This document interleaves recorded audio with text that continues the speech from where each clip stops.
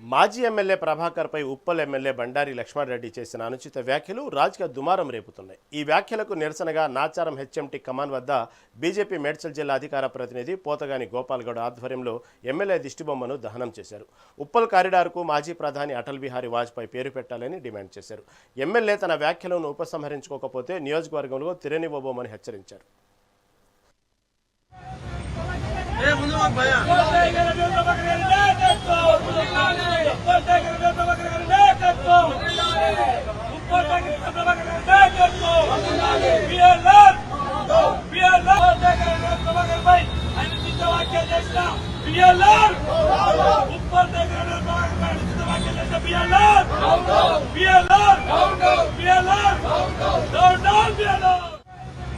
Nacharam division లో Mallapur division Nacharam division కలిసేసి HMD Kaman వద్ద ఉప్పల్ ఎమ్మెల్యే అయినటువంటి బండారు లక్ష్మణరెడ్డి గారి దహనం చేయడం జరిగింది.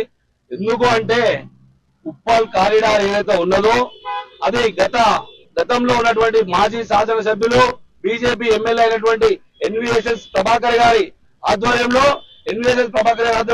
కేంద్ర మంత్రివర్యులు కిషన్ రెడ్డి గారి సహకారంతో అప్పటి అధ్యక్షులు అప్పటి కేంద్ర మంత్రివర్యులు మన నితిన్ గడ్కరీ గారి సహకారంతో కేంద్ర ప్రభుత్వ నిధులతోటి 650 కోట్లతోటి ఆ కార్యక్రమం మొదలైన విషయం రాష్ట్ర ప్రజలకు ఉప్పల్ నియోజకవర్గ నాయకులకు ప్రతి ఒక్కరు కూడా తెలిసిన విషయమే.